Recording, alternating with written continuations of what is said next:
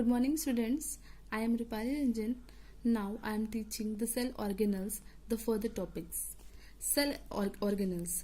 Large and complex cell, including a multicellular organism, need a lot of chemical activities to support their complicated structure and function.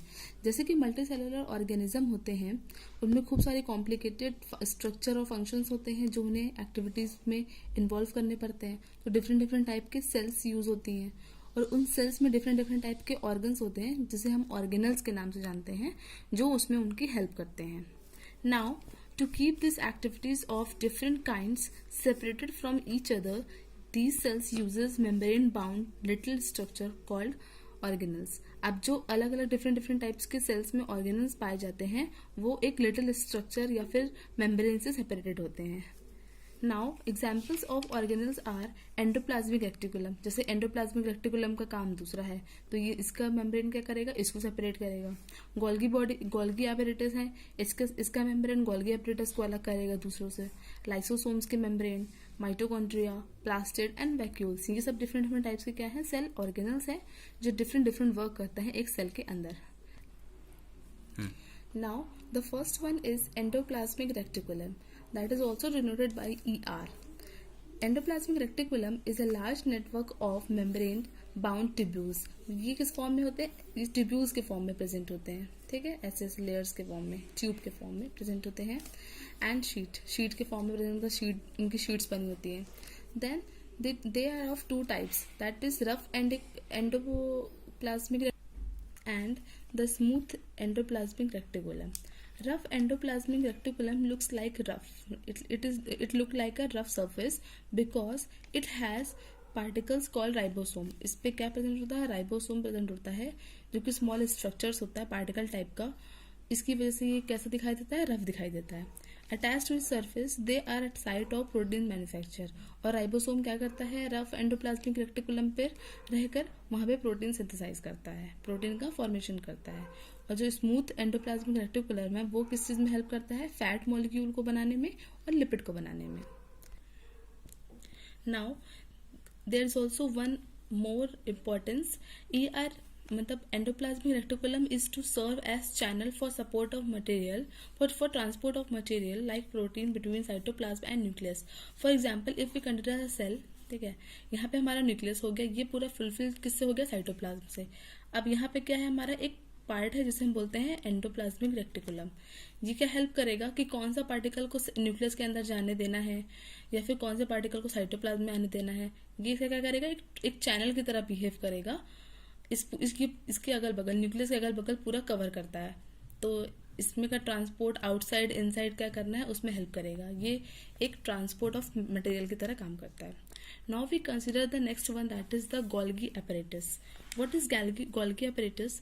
Firstly, described by Camillo Golgi. Camillo Golgi एक scientist थे जिन्होंने Golgi apparatus के बारे में बताया था. It consists of system of membrane bound vesicles. इसमें क्या होते हैं, डिफरेंट टाइप्स की मेम्ब्रेन्स पाई जाती हैं जिनको हम क्या बोलते हैं, वेसिकल्स. और एक वो सिस्टर्न के अंदर बंद रहती हैं, सिस्टर्न में बंद होती हैं. लाइक कि हमारा जो न्यूक्लियस है, ये न्यूक्लियस है तो इसके अगल बगल इस तरीके का स्ट्रक्चर बनाएगा. ठीक है, ये हमारा क्या कहलाता है, गोल्गी बॉडीज. और ये जो एंडोप्लाज्मिक रेक्टिकुलम था वो क्या था, न्यूक्लियस के आसपास प्रेजेंट होता है. छोटे छोटे पार्टिकल्स भी होते हैं, कुछ बड़े होते हैं, कुछ रफ होते हैं, कुछ स्मूथ होते हैं. ठीक है. Now the membrane often have connection with ER. अब ये जो मेम्ब्रेन है इनका कनेक्शन कभी कभी किससे होता है, ER से, मतलब एंडोप्लाज्मिक रेक्टिकुलम से भी इनका कनेक्शन होता है. And therefore constitute another portion of complex cellular membrane system. और फिर वो एक कॉम्प्लेक्स स्ट्रक्चर बना लेता है मेम्ब्रेन का. इट्स फंक्शन इंक्लूड, इसका मेन फंक्शन क्या होता है, स्टोरेज का. Include the storage, modification and packaging of products in vesicle. जो ये पोर्शन इसका है वो क्या कहलाता है, वेसिकल कहलाता है. इस वेसिकल में ये स्टोरेज का, मॉडिफिकेशन का और पैकेजिंग का काम करता है. इसका फंक्शन है. कॉम्प्लेक्स शुगर में be made from simple sugar. Simple sugar से कॉम्प्लेक्स शुगर में कैसे बनता है, गोल्गी बॉडी में ही बनता है. It involve in the formation of lysosome. और ये किस में हेल्प करता है, लाइसोसोम को बनाने के लिए. अब हम लोग आगे पढ़ेंगे what is lysosome. Now what is lysosome? It is a kind of waste disposal system. ये एक वेस्ट डिस्पोजल सिस्टम होता है of the cell. It helps to keep the cell clean by digesting any foreign materials as well as worn out cell organelle. जैसे कि cell है हमारा, इसमें बहुत सारा प्रोडक्ट, अगर हमारा वेस्ट मटेरियल भर गया तो ये क्या करेगा, यहाँ से सेल को रप्चर कर देगा लाइसोसोम के थ्रू. तो ये रप्चर होकर यहाँ से क्या हो जाएगा, वेस्ट निकालने की कोशिश करता है. इसमें कौन हेल्प करता है? लाइसोसोम हेल्प करता है. It is able to do this because they contain powerful digestive enzyme. इसके अंदर क्या होते हैं? पावरफुल डाइजेस्टिव एंजाइम होते हैं which are capable of breaking down all organic matter. वो क्या करता है? हमारे डाइजेशन में हेल्प करता है सेल के अंदर, एंड ऑर्गेनिक मटेरियल को ब्रेक डाउन करने में हेल्प करता है. लाइसोसोम ऑल्सो कोल्ड है सुसाइडल बैग. इन्हें हम क्या बोलते हैं? सुसाइडल बैग भी कहा जाता है. Membrane bound sac filled with digestive enzymes. इसमें जो मेम्ब्रेन्स बनी होती हैं, इस मेम्ब्रेन में क्या प्रेजेंट होता है? डाइजेस्टिव एंजाइम प्रेजेंट होता है, क्योंकि ये एक डबल लेयर होती है. ठीक है. Now we consider the next one, that is mitochondria. It is also known as, this is the most important part of the cell organelle, that is mitochondria, powerhouse of the cell. ये हमारी cell को power provide करने के लिए help करता है. That is why it is known as powerhouse of the cell. The energy required for various chemical activities needed for life is released by mitochondria in the form of ATP, adenotriphosphate. इस form में हमारी energy release होती है. जैसे कि हमारी body में भी जो एनर्जी रिलीज होती है एटीपी के फॉर्म में होता है. तो वो एनर्जी रिलीज होती है अगर बॉडी में, तो कहाँ से होती है? सेल के थ्रू होती है. और सेल में कौन हेल्प करता है? माइटोकॉन्ड्रिया हेल्प करता है. That is why it is known as powerhouse of the cell. Now ATP also known as energy currency of the cell. ये क्या करता है? सेल को एनर्जी प्रोवाइड करने का काम करता है ATP. That is why it is known as energy currency. Now the body uses stored energy. Body uses stored energy in the form of ATP for making new chemical compounds for mechanical work. अब जो हमारी body है उसमें different type के cell हैं. अब वो cell के थ्रू इन स्टोर्ड एनर्जी को यूज करता है in the form of ATP, और हमारे डिफरेंट मैकेनिकल वर्क करेगा, केमिकल कंपाउंड्स बनाएगा. हर चीज जो बॉडी वर्क करती है वो किसके थ्रू होता है? ATP के थ्रू होता है. Now it is a 2 membrane covering. इसमें क्या होते हैं? 2 मेम्ब्रेन की लेयर्स होती हैं, और एक आउटर लेयर क्या कहलाता है हमारा? आउटर लेयर थोड़ी पोरस होता है, and the inner layer is deeply folded, और अंदर का लेयर डीपली फोल्डेड होता है. ठीक है, लाइक दिस स्ट्रक्चर ऐसा होता है. ये यहाँ पे पोरस होगा और अंदर का ऐसा फोल्डेड होगा. ठीक है. It has their own DNA. इनका खुद का डीएनए होता है, खुद का राइबोसोम होता है. Ribosome means what?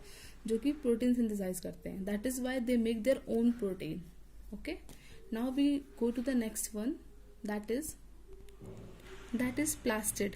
Plastid कहाँ प्रेजेंट होता है? That is present in only plant cell. Animal cell में प्रेजेंट नहीं होता. It is only present in plant cell. जैसे कि हमारा सेल वॉल होता है वो कहाँ प्रेजेंट होता है? केवल प्लांट सेल में, not in animal cell. Now there are 2 types of plastid. कौन कौन सी? That is chromoplast and leucoplast. Chromoplast क्या होता है? कलर्ड प्लास्टिड होती है. Leucoplast means what? व्हाइट और कलरलेस प्लास्टिड. ये डिफरेंट कलर के बेसिस पे हम लोगों ने 2 टाइप के प्लास्टिड डिफरेंशिएट किए हैं. It contains pigment chlorophyll known as chloroplast. इसमें प्लास्टिड में अगर हमारा क्लोरोफिल प्रेजेंट होगा तो उसे हम क्या बोल देंगे? क्लोरोप्लास्ट बोल देंगे. Okay. Chloroplast are important for photosynthesis. As we know that कि क्लोरोफिल जो होता है वो फोटोसिंथेसिस में हेल्प करता है, इसलिए हमारा क्लोरोप्लास्ट किस में हेल्प करेगा? फोटोसिंथेसिस की प्रोसेस में. And also it contain orange and yellow colours. जैसे आपने देखा होगा पत्तियां कभी कभी येलो, थोड़ी लिटिल ऑरेंजिस टाइप की कलर की होती हैं. वो किसके थ्रू होता है? क्लोरोप्लास्ट की वजह से ही होता है. Leucoplast stored, this is the next one, that is leucoplast stored starch, oil, protein ग्रैन्युल्स etcetera. ये क्या स्टोर करता है? प्रोटीन, स्टार्च, ऑयल, ये सब. They also have their own DNA and ribosome. It is also like mitochondria containing own DNA and own ribosome. Now the next one, and this is the last one, that is the vacuole. Vacuole क्या होता है? एक stored like structure होता है. Stored means जैसे कि हमारा ये सेल है तो उसमें मैक्सिमम पार्ट वैक्यूल का होता है. This is known as vacuole. Okay. Vacuole sac like structure होता है जो सॉलिड चीजें और लिक्विड चीजें दोनों ही स्टोर करता है as per requirement. Small size in plant cell. Plant cell में कैसा होता है? स्मॉल साइज का होता है, और sorry small size in animal cell, animal cell में स्मॉल साइज का होता है और प्लांट सेल में लार्ज साइज का होता है. It's occupy 50 to 90% of cell volume. Cell पूरी टोटल सेल का ये 50 to 90% एक्वायर करता है. It provide turgidity and rigidity to the cell. जैसे कि प्लांट सेल में ज़्यादा रिजिडिटी की ज़रूरत पड़ती है, इसलिए प्लांट सेल में ज़्यादा मैक्सिमम अमाउंट में या फिर कह लो आप कि लार्ज साइज में पाया जाता है, इसलिए वो ज़्यादा रिजिडिटी प्रोवाइड करता है प्लांट सेल को. It help in expelling excess water out from the cell. और ये वेस्ट मटेरियल को या फिर एक्स्ट्रा वाटर अगर हो जाता है सेल के अंदर, उसको भी निकालने में हेल्प करता है. Now this is the last topic I have teased. Now do the NCERT questions and thank you.